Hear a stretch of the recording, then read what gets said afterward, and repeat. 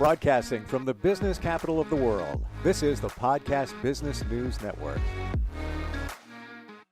And your life coach is back. Dan Clark is here, and we're going to help you navigate your life and change your mindset for more positivity and just a better life in general. We're going to transform your life. That's what we're going to do. Hey, Dan, how you doing? Oh my gosh, it's great to see you again, Steve. Good to be with you. You too. I always love when we get together. You go layers deeper than a lot of other people and get to the core of how we all operate. And it's all about emotion. And even before we dig in, and by the way, your website, give your website out in case somebody's watching, listening, and just kind of curious more about you. Well, thank you. It's transformedlife.net. And I want to mention that on that website, there's a tab out there that says 2-minute podcast. I do a 2-minute daily podcast, which I really would love everyone to take the opportunity to listen to that. You can subscribe to it right there. It's just a wonderful thing. It's about 2 minutes, not very long. You can get a text or just listen to it directly. Excellent. And today we're going to talk about why you would hire a life coach. Yeah. Let's dig into that.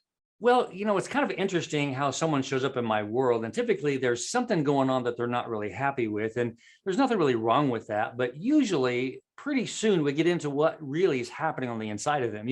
For the most part, individuals, and I'm the same way and you are the same way, we think life's kind of going along and we don't really want to get the car fixed until we have to, right? But we don't really do maintenance on ourselves because we don't really know how or what that's about. And so life coaching is really about maintenance also. It's about learning how to have clarity and purpose and understanding how to have markers and weekly and monthly markers about how well you're doing and understanding how you can create every single area of your life. And I work on specifically about sometimes 12, sometimes only 8, but there's 5 major ones that we work on. So why would you come to life coaching? Because life isn't really as successful as you want to be. And as you're working toward those goals, we work on the emotional being so that you have the happiest, healthiest brain in every single area of your life.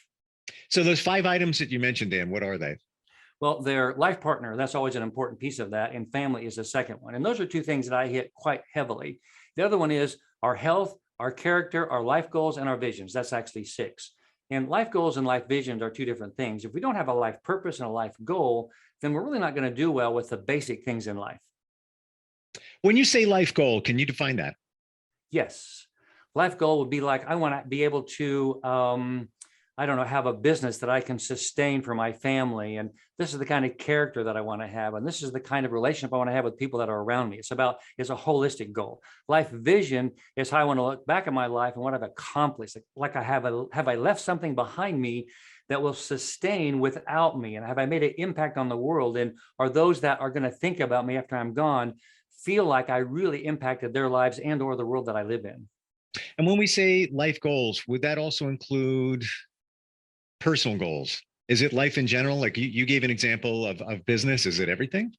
Well, it can be everything. And life goals are individualistic. But one of the reasons that I don't focus too much on some specific life goals or small life goals, because, like, for example, I have a routine and I keep track of my routine every day and I do certain things every morning and I practice those goals. And those are small goals. But what I'm talking about is big goals, something that you want to accomplish and get your mind wrapped around. They're going to be like life-changing goals. Because just accomplishing goals doesn't really give us the feeling of being alive. Feeling alive means that I have as many unhappy as I do happy emotions. And so helping someone understand that accomplishing life goals is learning how to work through the disappointments and the difficulties that show up and not be debilitated by them. Like guilt and shame is a huge issue for everyone. And as we talked about 2 weeks ago, procrastination, or maybe 3 weeks ago, is based on my emotions of shame and guilt. And helping someone work through that helps them accomplish whatever their life goals are that they have. And we did touch upon when you want to feel alive. And I think you had asked the question, how do you know that you're alive? How do you know that you're thriving, you're moving along? And invariably, most of us are going to say, yeah, well, it's when I spend time with a special person, or if I go, take a drive somewhere that I really like being, by the beach or whatever. But that wasn't the right answer necessarily. It's when you feel pain, when you feel hurt, all of those things mixed together is you feeling alive. Yeah, aliveness is living life. It doesn't matter what shows up, but you're not afraid of the unknown, and you can deal with or handle or process or be with or be present in every single thing that shows up. That's actually being alive. Yep. So the mindsets of these 5 or 6 items How do we get into that? How do we navigate those, when it comes to family, health, the life goals, the character? Well, it's really about where that person wants to be in many respects. Now, I like the one on character because when you think about the world structure that we have right now, having a moral construct, the ability, well, first of all, let's define morality for a moment. When I was growing up, morality was is that this is what you should do and this is what you shouldn't do. And that's kind of okay a little bit, but I like this definition really well. And Daniel Seligman gave this to me in a book. I don't remember the name of the book, but he said was this. Um, he said that morality is where I will never intentionally harm you. Morality is where I don't do something to harm you intentionally. Now, there's real harm and there's perceived harm. If I offend you, that's not morality, right? Morality is where I intentionally harm you. I never intentionally want to harm you. If we can use that as a foundation, understanding about how we want to behave in character, that frees us up to do things that I want to do that they may harm you because you're choosing to allow them to harm you, but it's not real harm. I love that. And I go by, it's kind of the same thing. Do the right thing. Just whatever it is, just do the right thing. Exactly. There's a little bit of balance in there when you're in a relationship about something that they might not like. But again, that's not about morality. Morality is living above things. And, I was reading earlier in the week about how men and women who are truly successful don't gossip. Talking about a story. And when you're telling a story, now I work on this really hard with people who love to talk because they love to tell all the details. And I help them understand that as a business person, and even in any type of relationship, if you can keep the story to just the basic details, you really remove the emotions that have nothing to do with the story, because the story and the details create drama, which bring to you always emotions that are very unproductive. So in learning how to be in character, or how to be the kind of person that you want to be in healthy thinking about talking about stories and relating to someone, is you're just very basic in the story details, because the details create the drama. Yep. And in a business world, not a good thing. It isn't a good thing. I'm working with a couple of salespeople, and one of the things we're working with them is to be honest. And that's the thing that's sometimes difficult. This young man I'm working with is really good at what he does. He's got 13 people that works under him as an assistant, and he catches himself often stretching the truth about how he does things. And so we're working on that character so he can be more true to who he really wants to be. And that's this distance. It's called cognitive dissonance, which means you have two opposing thoughts. Like, I don't really want to do this, but I need to do this so I can survive. But if we can be consistent or congruent on the inside, that creates such joy. And that's another one of those things about social and emotional wellness. If we are always the same person, no matter whether we're in public or private, it really creates this internal character that is outstanding. Yeah. It's almost like maybe I can say moral compass. It's who you are. You're in. Yeah. And so question for you, when we're talking in a business situation, let's say that you work with some people in business connected, where you're closer to them. It's almost like you share personal things. It's a more of a friendship and a business relationship at the same time. Is it okay at that point to share some more details? Dare I say gossip, that kind of thing? No. Okay. All right. It's really not. And here's why. Because there's a fine line between personal relationships and business relationships. And that's when we get into trouble. Now, I'm not saying you can't have really close friends that you work with, and you can, but the boundaries are that there's some things that need to stay separate so you can stay healthy. When you're in business with someone who's a really close friend, you have to have a line between when you're talking about business and when you're talking about personal. That's why when you're in a contractual business, well, particularly if you're business owners and your partners, that's a very fine line. And you have to be able to demonstrate great character to not mix the two. Because when you start feeling harmed by your partner, it's like a personal, intimate relationship, and you had to learn how to work through that, right? Now, that's what we do all the time, helping someone how to survive that. But it goes to a deeper level, because when you're talking about money involved in a partnership, it's really more problematic. So it's really good that you understand the boundaries of how to and what not to share. Been down that road before. I partnered with somebody a number of years ago, and the person who I worked with wasn't who I thought they really were. And some of those things started coming out. And, they knew personal stuff about me. The same thing for them. It didn't really impact our relationship, but just you got to draw that line. And the other, thing I say is take the high road. Well, Take the high those road. those things are hard to recover from, though, Steve, because they Yeah. hurt so much. And again, that's this process of understanding that when you get hurt like that, it isn't about you being hurt by that person. It's understanding that you're hurt because something happened on the inside of you, and you need to process that without them. And then you can solve the conflict with them, because most of us want them to stop behaving so we feel better. Now, I'm not saying that they shouldn't stop doing what they're doing because it's not beneficial for the relationship, but understanding that your emotions are your own is the most powerful process of becoming a truly healthy individual. That situation was actually one of the best things that ever happened to me because I moved past it. I learned from it. I learned from him and then did my own thing without him. So it turned out to be fantastic. It Well, really did. let's go back to life goals and life vision. Sure. When I'm working with my own life vision and my own life goals, this particular week, I had some things happen in my world where I had kind of gotten off track on some things that I was working with, and had some serious conversations with some individuals in my world where I was helping them understand that I had moved away from some things I had set in place a couple of years ago because of things that are going on in my personal world. And I was kind of redirecting myself, getting back on track. That's really hard, because when you are trying to make life about you at some point, because it's really what life is about, the other person doesn't want that. They don't like that. And their dislike creates drama or difficulties. And when someone is wanting you to be something that you don't want to be, that difficulty is really hard. And that's part of what social and emotional intelligence is. That's part of what we work with, is helping understand to not be influenced by those that are close to you when it's counterproductive for what you want out of life. We have so much of that going on in our world now.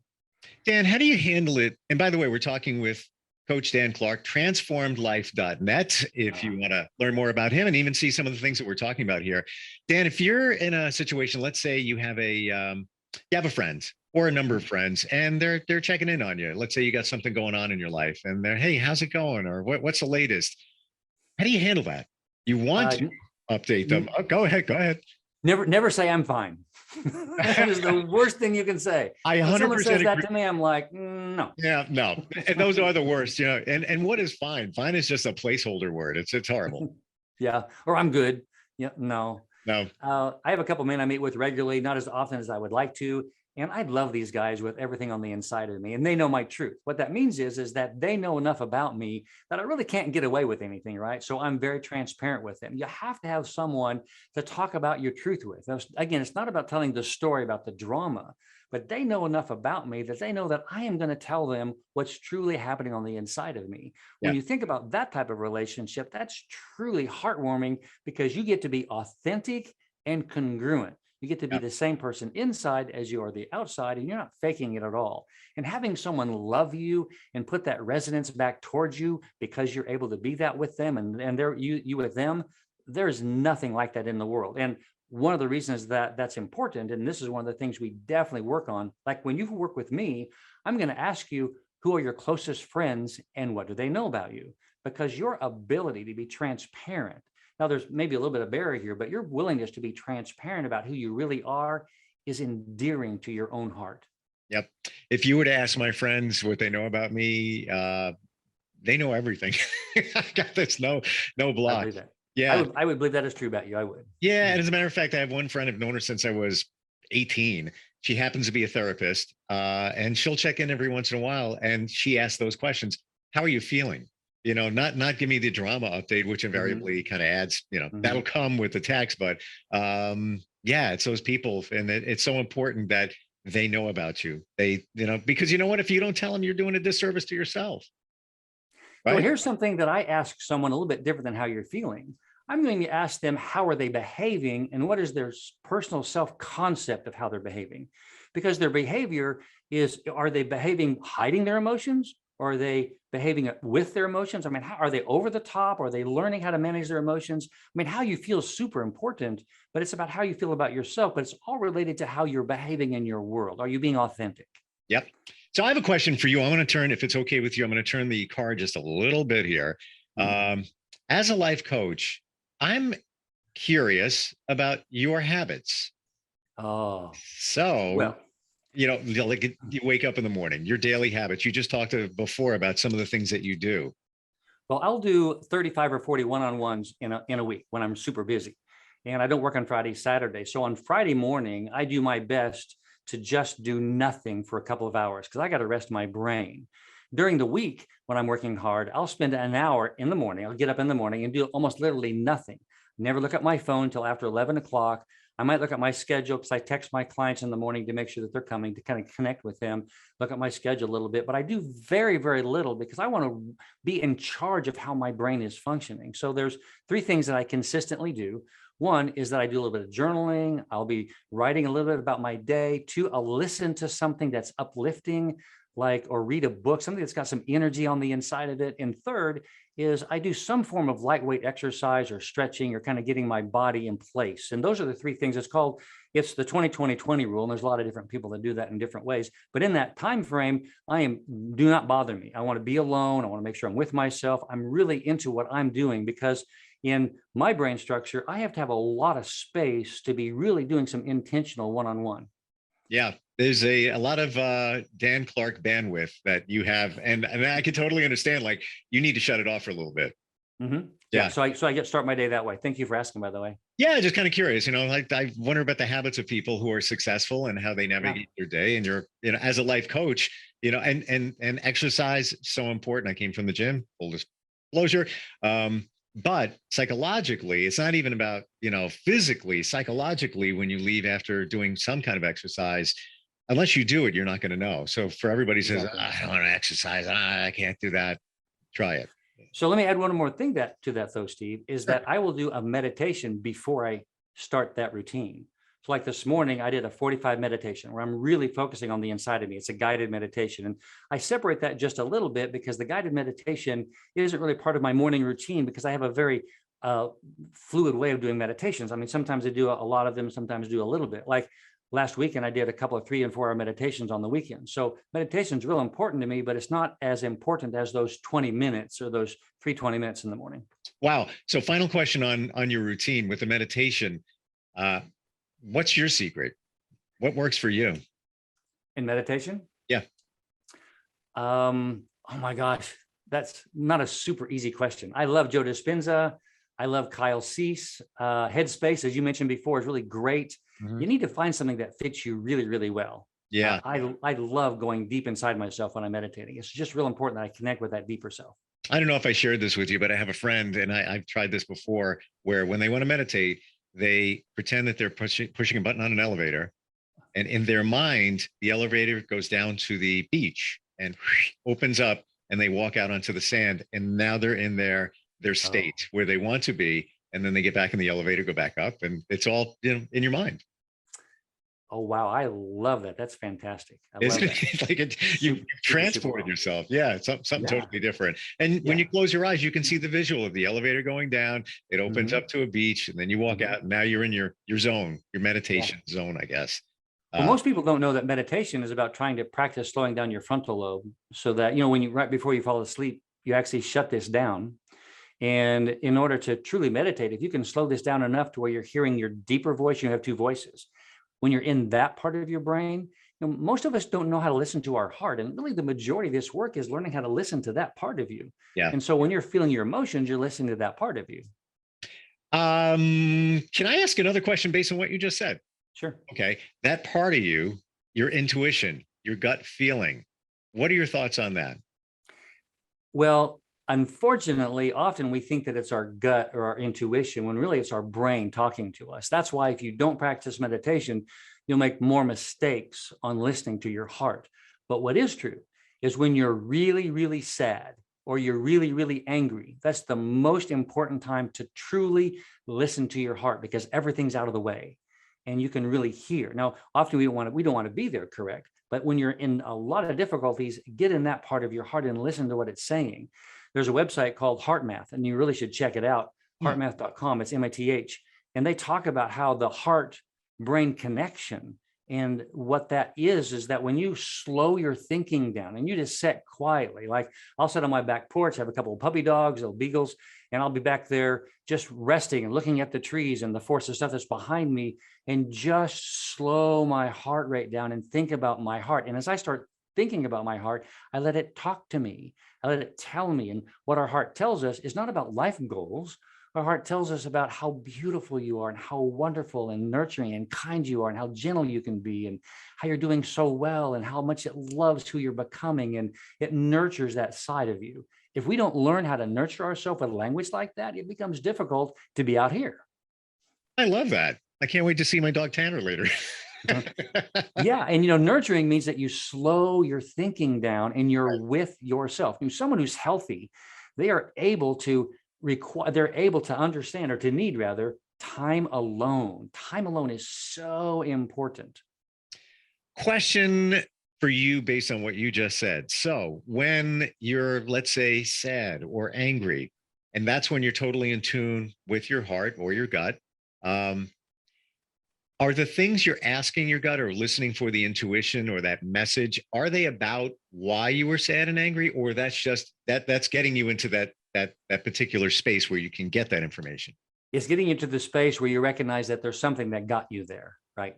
For example, when you get into that space and you feel like, oh my gosh, I'm so sad because I'm not letting go of this. I'm so angry because that happened. Once you're aware of those things, then again, it becomes more about what you need to do about that. But I want to talk about a principle which is fascinating to me about how this works. And I just talked about stories and not telling the story with drama, but unexpressed words have energy inside them. And when you don't talk about what you're experiencing, especially when you've been sad or when you've been angry, those words, that energy is still inside you. So it's called the 10-minute rule. So if you're really struggling, find someone that you can talk to for 10 minutes and you talk about everything that you can think of about yourself for 10 minutes. They cannot talk back to you. They cannot give you feedback or talk about themselves. And there's space after that. It's fascinating how that works. Now, when I'm driving, sometimes if I'm struggling, I'll talk out loud to myself for 10 minutes because I know that works really well. When you do exercise, it's a 10-minute rule, right? Mm-hmm. Do exercise because our brain's a muscle. And what this 10-minute exercise does is you're talking about you. It drops you farther and farther down inside your heart, and it gets rid of that old or that energy in the moment. It's very powerful. Now, you're not talking about the drama. You're talking about you. So when you're talking about you, it's your feeling, your emotion. Is that everything? It's details. I didn't like the way this happened. Don't like how I behaved. Don't like how I feel about myself. Or this happened because it made me feel like I'm a silly person, right? And it's called flowing with aliveness and truth. I mean, you're just talking loudly and moving this energy outside of you. It's kind of like taking an emotional bath. If you don't talk, most people don't talk about themselves. They talk about what happened. Yes. No. You. It's so true, though. Why? Because we focus on details. We said that before. You're looking chronologically. This happened, then that happened, then this happened, but then you forget about the feelings that happen with that. Well, we're other person centered, Steve. It means we're thinking about them, right? And so if we can become our self-centered, now not selfishness, but thinking about my emotions are inside me. Got to talk about me more often. We always get real deep in things, but you know what? They all make sense. I love it. And just, you back up what we should be doing, like even driving in your car, turn things down for a moment and think, talk to yourself. It's okay. Talk to a higher being if that's going to help you, whatever works. Oh my gosh, absolutely. And a relationship with God is so important. That's what your heart is, by the way. That energy that's inside you is your God heart.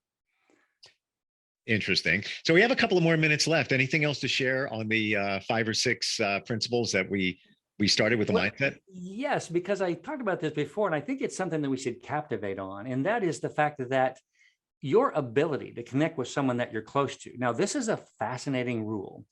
We need to have same-sex relationships for us to really be healthy. And you know how problematic sometimes that is in relationships, right? Because it feels like, whatever that stuff is, we're taking away from the relationship. But your ability to communicate with someone who is the same sex as you, male or female, brain structure, it really opens up the internal part of you, because safety there is so powerful in creating who you are. If we don't feel safe in a relationship, we can't really be ourselves. Safe means that there isn't anything that I haven't said to someone about what's on the bottom or in the base of my heart, way down in here. If you're able to tell someone at least one time everything you've ever experienced or thought or had done to you or said or seen, that energy is still on the inside of you. And that practice of being with someone, now it's not really easy sometimes to do with the opposite sex because funny things happen.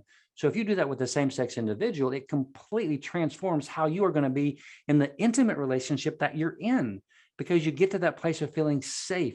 That's why parenting is so important in how we structure, how we spend time with children. One of the aspects of life that I work with, and even though I'm not great at parenting, is if someone wants to work with parenting, we bring a bunch of material in and we talk about how they are experiencing how they're parenting so that they can not be influenced by the way they were parented to be a great parent. Yep. I want to be a better parent. And with your help, some of the things that you've said in the past when we've gotten together, I've shared with my kids. And I think I shared that with you. It made a difference in the way just I presented things. All the more reason why we need a life coach. Oh my gosh, for sure. For sure. I think we're just about out of time. Tell everybody they want to hook up with you. They want to learn more. What do they do? Well, I'd love to coach you. Just give me, there's a couple of spots. There's little tags on my website. Just give me a call or set an appointment up with me anyway. It's transformlife.net. I would love to visit with you. Also, I have a 2-minute podcast that I do every day. That would be beautiful if you spend some time listening to that. I spend a bunch of energy in that. It's one of the most heartfelt things I've ever done. The amount of detail that you give out, it's just amazing. And now I can see why you need to take that time to yourself occasionally. And I think that translates to everybody else. You'd be a better person for it. Thank you, Steve. Yeah, Dan, great having you on again. Next time we'll get together. I think we're talking about maybe doing an hour next time. We have an hour next week. Yes, I am so looking forward. I have an agenda already, been working on that today. So we'll have lots to talk about. And you know what that means? Oh. It means that I'm going to have to meditate before that. We're going to be talking about a lot of stuff then. Transformlife.net, Dan Clark, life coach. Look forward to talking to you again. Have a great weekend. Thank you, Steve. Thank you. And we will be right back. Hang on.